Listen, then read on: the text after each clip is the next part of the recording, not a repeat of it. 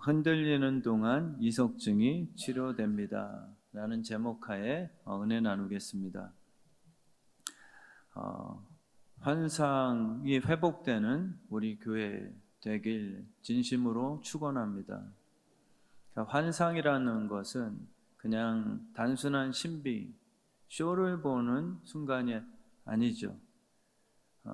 성경 속의 환상은 진짜 봐야 될 것을 볼 수 있게 되는 나의 눈 여름입니다. 시력이 회복되는 그러한 치료의 순간이죠. 그래서 그 본 것 자체가 신비스러운 것이 아니라 하나님의 뜻을 보게 되는 참여, 하나님께서 나를 그렇게 친밀하게 여겨주시는 것입니다.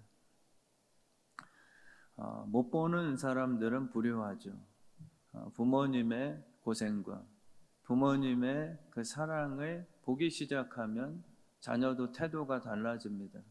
보는 만큼 인생은 성숙하게 되는 것이죠.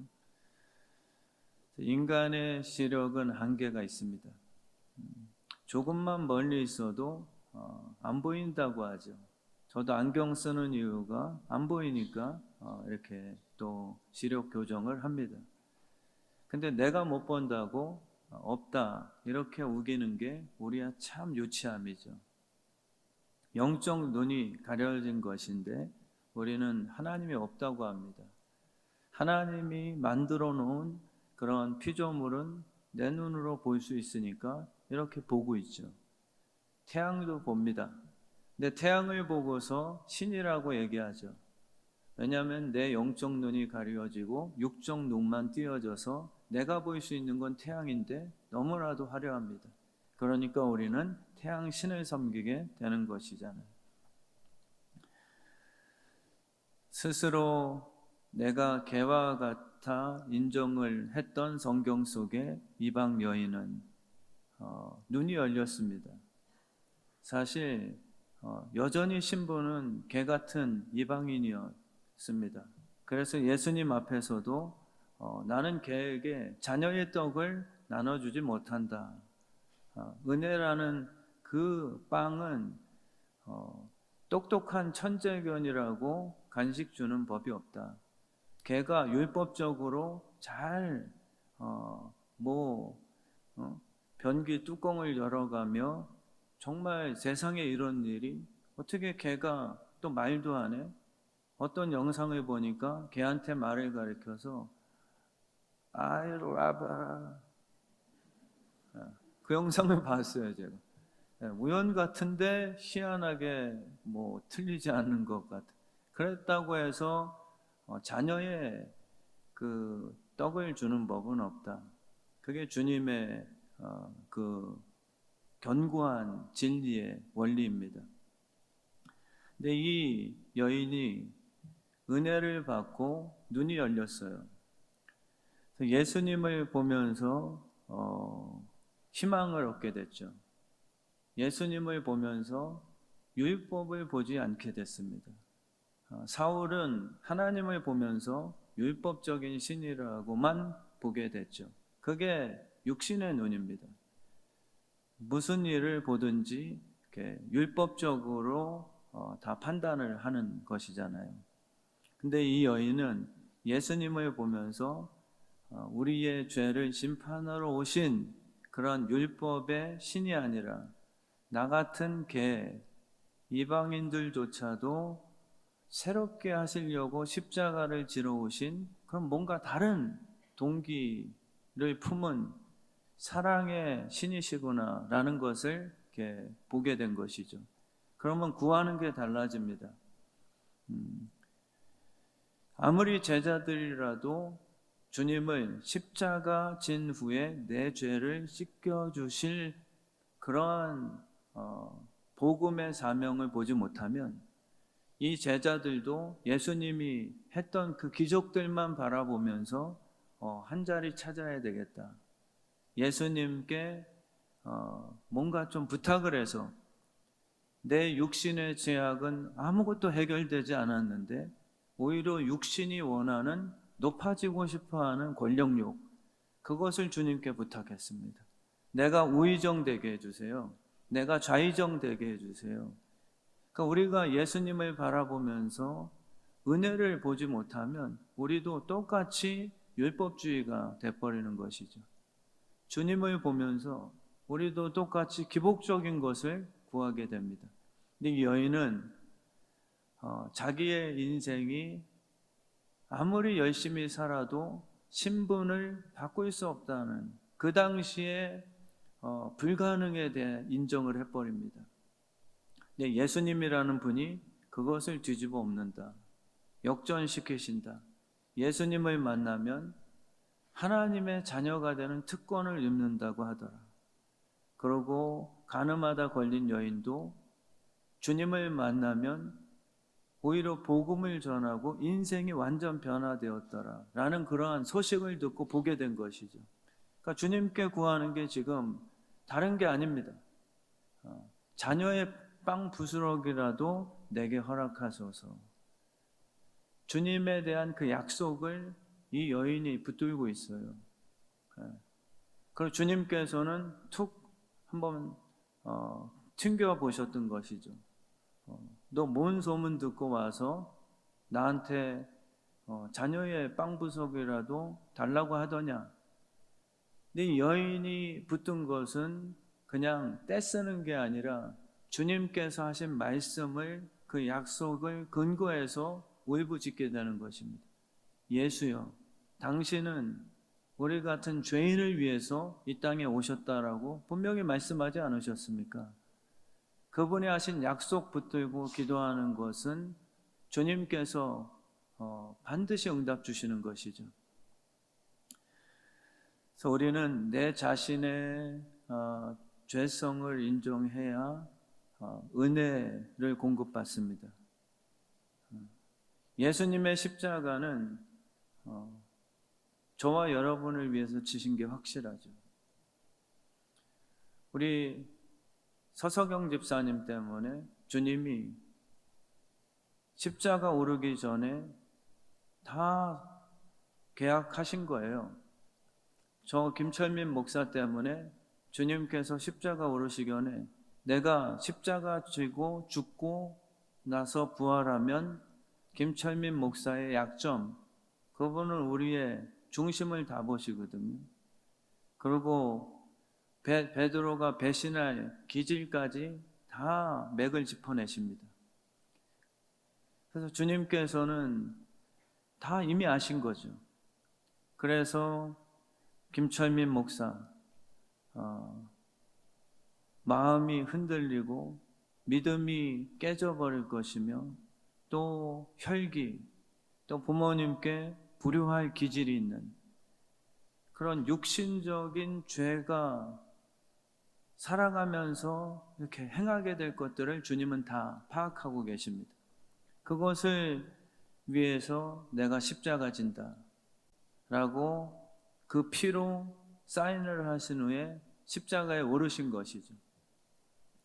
근데 우리 입장에서 나는 예수님의 피가 필요 없습니다 라고 한다면 그 계약은 성립이 안 되는, 주님께서 단 한 가지 조건이 십자가를 바라보고 예수 그리스도의 죽으심이 그냥 내가 하나님의 아들인데 나는 이 고난도 견뎌내는 독특한 그런 신적인, 그리고 인간들과 다른, 나는 한번 한다면 반드시 이뤄내고 버텨내는 그러한 의로운 예수 그리스도다, 이걸 보여주기 위함이 아니라 주님의 십자가는 너 때문이다.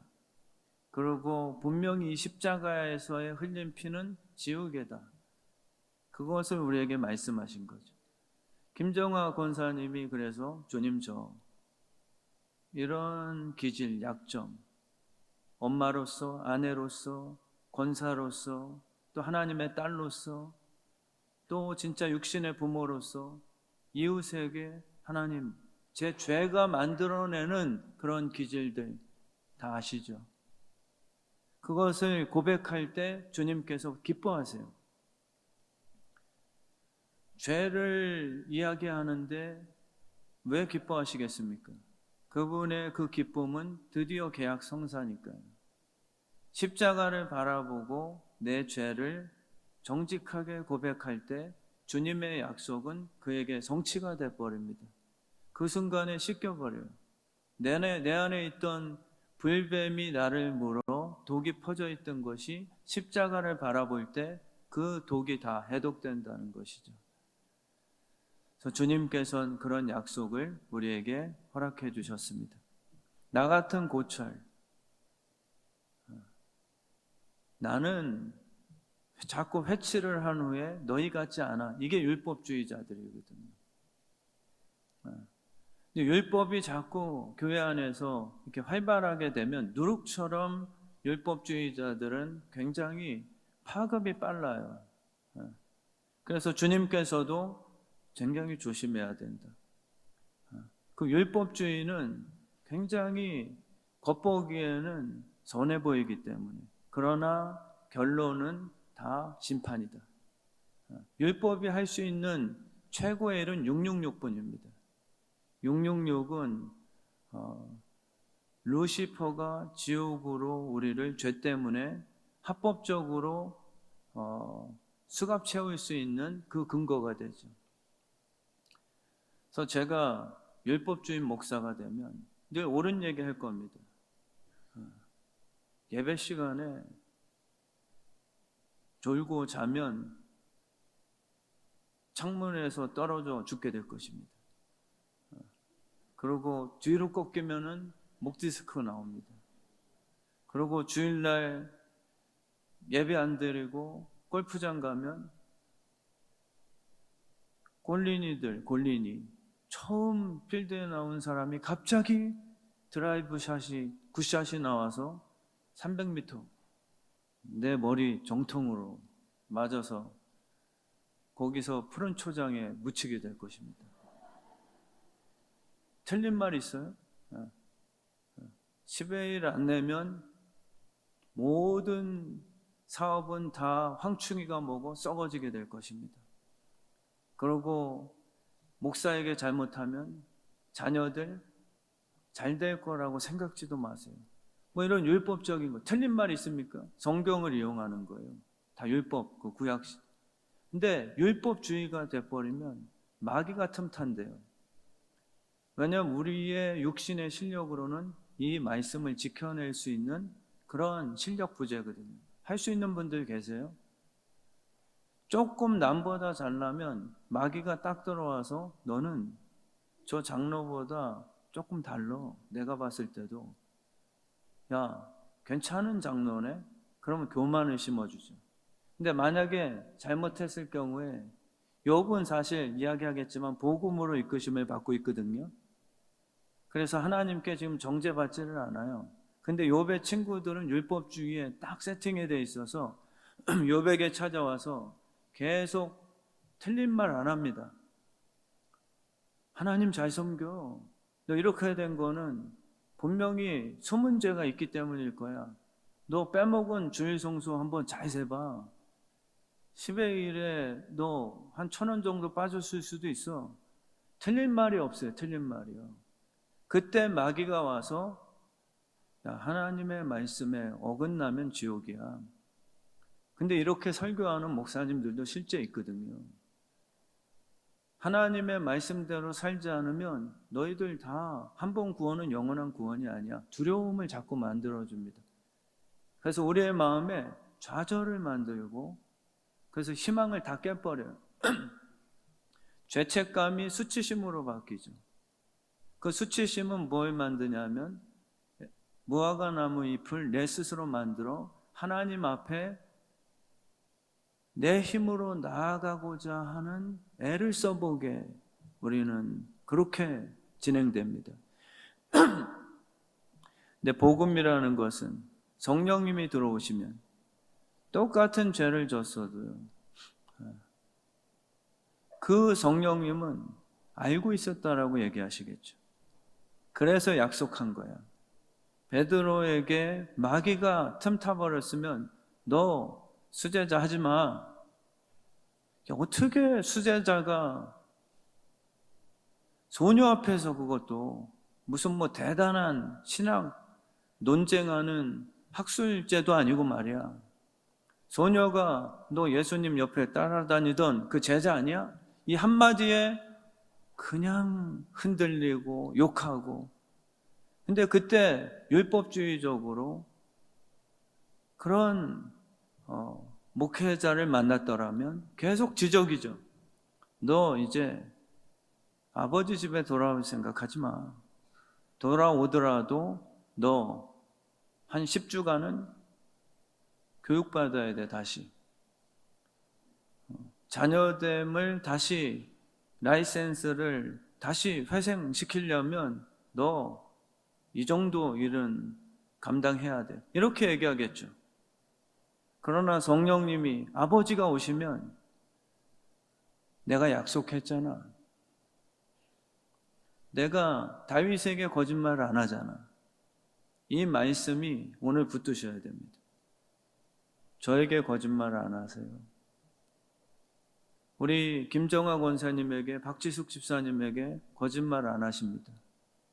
내가 처음 너 만났을 때 뭐라 그랬어? 그 감격. 누구도 이 사랑에서 끊을 수 없다고 얘기했지. 한 번 구원은 영원한 구원으로 내가 반드시 완성시킨다고 그때 약속 줬지. 다윗에게 나는 거짓말을 하지 않아, 절대. 그러나 오늘 말씀에 내 자녀가 말씀에 불순종을 했을 때는 회초리는 들 거야. 근데 그 고난은 절대 마귀가 때리지 못하게 한다. 이게 복음의 큰 은혜입니다. 때려도 내 손으로 짚죠. 내가 하는 망치질은 너희 인생을 부셔버려 지옥불에 던지는 심판이 되지는 절대 않을 것이야. 내 망치질은 예술의 활동이 되겠지. 마치 조각가가 두 손에 망치와 정을 들고 못생기고 울퉁불퉁하며 소용없던 길거리에 굴러다니던 돌을 발견하여 그것을 붙들고서 작업한 후에 정말 큰 아름다운 작품이 만들어지듯 주님은 절대 마귀에게 여러분의 죄를 맡기지 않습니다. 그게 바로 거룩한 죄책감이에요. 우리의 죄책감은 이제 마귀에게 이용당해서는 안 되죠. 우리가 실수하고 느껴지는 이 죄스러움은 아버지의 사랑에 근거하기 때문에 느껴지는 다른 차원이에요. 너무 눈물이 나는 거예요. 정말 우리 정경호 집사님 자꾸 본인 이름 호명치 말라고 해서 이것 때문에 한 번 더 호명을 해요. 정경호 집사님. 우리 창인이가 진짜 죄를 저질렀습니다. 정말 큰 죄를 저질렀어요. 그렇게 할 친구가 아니기 때문에 제가 예화를 드는 거니까, 또 어떤 분들은 목사님이 강단에서 이름 호명하면 그 영빨 때문에 그거 그냥 우연 아니야 뭐 이렇게 너무 막 갖다 끼는 분들 계세요. 저 영적인 그런 센스 없습니다. 그냥 정말 그냥 예일 뿐입니다. 근데 창인이가 정말 큰 죄를 저질렀어요. 알려지면은 인생이 다 이제는 무너지죠. 근데 우리 창인이가 마음에 지금 죄책감을 느끼는 그 종류가, 우리 아버지가 정희철 장로님이시거든요. 우리 아빠는 이기순 권사님, 우리 엄마는 내가 사람을 찔러 죽이고 왔다 한들, 우리 엄마 아빠는 아들, 내가 약속했어 안 했어? 네가 어떤 죄와 어려움 속에 처할지라도 너 한 명은 제대로 교육하고 너 하나 아들만큼은 엄마 아빠가 결국은 성공시킨다고 약속했어 안 했어? 그래서 너의 실수가 아빠 엄마의 실수가 될 것이고, 너의 빨간 줄은 아빠 엄마가 대신 어떻게라도 덤탱이를 써서라도 너는 깨끗하게 만들어준다고 했어 안 했어? 이 약속을 제시하거든요. 근데 창인이는 그걸 신뢰해요. 회개라는 것은 내 의로움이 아닙니다. 회개는 내 그냥 양심에 살아있음이 아니에요. 어떻게 보면 진짜 은혜 받은 사람은 양심이 오히려 내 양심으로 주님 앞에 잘못했습니다라고 말도 못해요. 진짜 은혜 받은 분들은 주님 저 양심도 더러운 놈이에요. 전 양심까지 털난 놈이에요. 이렇게 고백을 한다니까요. 오히려 종교적인 사람들이 주님 그래도 본심은 저 그거 아니잖아요. 남들 다 실수하며 살잖아요. 이 정도는 괜찮은 거 아니에요? 이렇게 주님 앞에 나와 떳떳한 겁니다. 바리새인처럼, 세리처럼. 근데 진짜 그 죄인 세리, 바리새인 세리, 제가 바리새리라고 그랬어요. 그 세리는 자기가 죄인임을 알고 예수님의 약속을 붙들고 있었기 때문에 세리가 느꼈던 죄책감은 수치심이 아니라 죄송함과 감사함이에요. 우리 창인이가 느껴지는 것은 마귀에게 지옥 가게 된다는 수치심이 아니라 나는 분명히 아빠에게 찾아가서 이 죄를 고할 건데 우리 아버지는 오히려 회초리는 때릴 수 있겠지만 정말 나를 회복시키기 위한 사랑의 회초리일 뿐 잘못에 대한 심판은 아닐 것인데 나를 바르게 만들기 위한 망치질 해주시는 거예요. 내 죄값은 이미 내가 아직 죄인되었을 때 주님께서 십자가에서 진짜 다 이루셨습니다.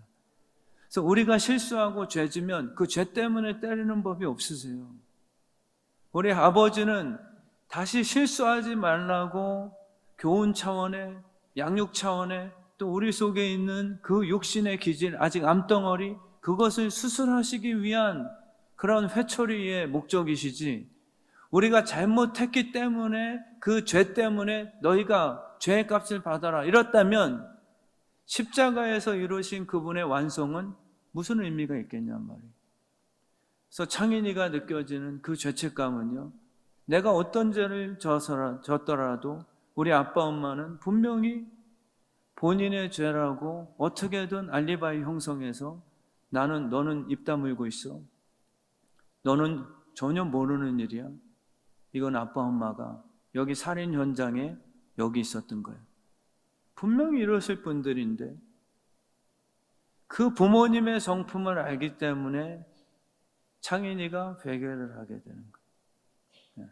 그냥 아빠 나 잘못했어 라는 자기 행동에 대한 단순한 후회가 아니라 우리 부모님이 내 죄를 대신하여 그분들이 처리해 줄 것을 아는 그분의 아버지의 성품 우리 분명히 아버지는 내가 탕자가 되어서라도 이렇게 종이 되겠습니다라고 할지라도 분명히 들어가면 가락지를 끼워주시고 죽었다가 살아난 내 아들이라고 그가 대신 십자가를 지고 나를 회생시켜 주실 분인데 이 마음이 있을 때 우리는 진짜 회개는 그래서 단순한 부정적인 단어가 아닙니다.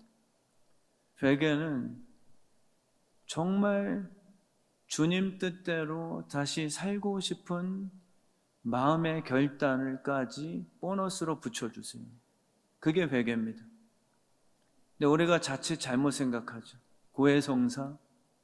그리고 우리가 잘못하면 회칠 그거 하든지 안 들키고 아니면은 조금 잘못한 후에 그냥 감정적으로 막 치면서 이 나쁜 년이야 나는 스스로가 자학하는 거 이게 회개가 아닙니다.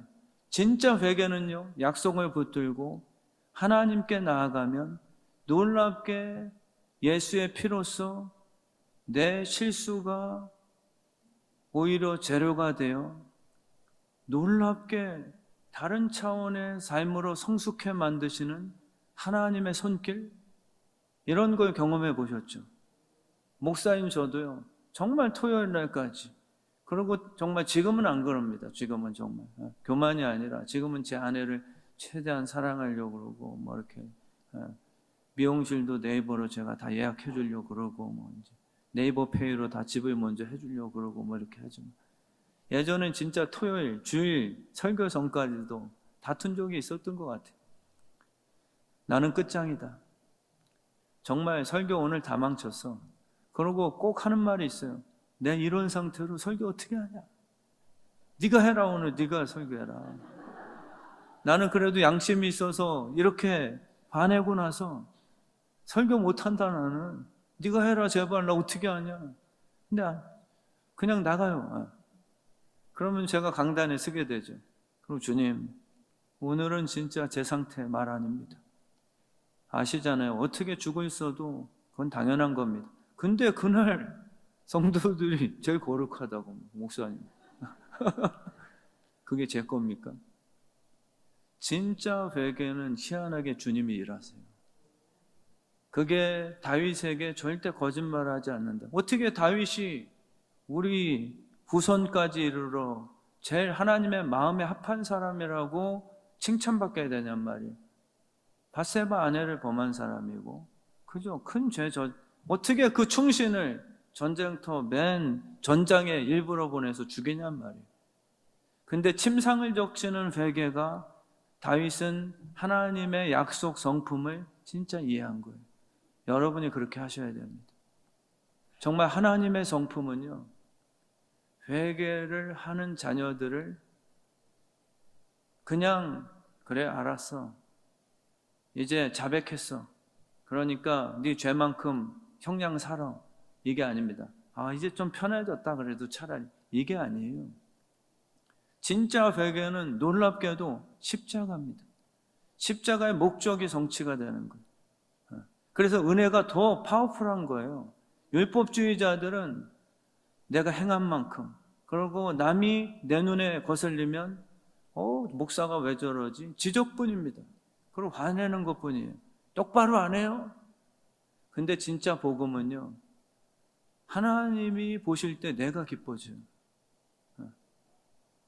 우리 주의 뜻 성함교회 성도님들이 정말 이 약속 붙들고 정말 주님 앞에 회개함으로써 그 회개는 회복까지 다 이미 포함된 하나님의 약속이십니다. 말을 맺겠습니다. 우리 주님의 성실함은 우리를 절대 그냥 놔두지 않으십니다. 마귀가 와서 하는 짓은 망치는 작업이요, 우리 주님이 때리는 회초리는 죄 때문이 절대 아니에요. 정말 이 고난이 유익이 될 것입니다. 정말 택함 받은 여러분과 저는 하나님의 손길에, 저 보세요. 자꾸 이분들, 저보다 잘생긴 형제, 저보다 이쁜 우리 자매, 저도 다 알지만 저도 우리 정말 하나님의 그 사랑의 회초리가 진짜 다른 의도가 없다. 다윗에게 거짓말하지 않는다. 너를 때리는 이유가 너 죄에 대한 대가 아니야. 다음에는 그것을 띄어내야 나의 기쁨이 될 수 있어.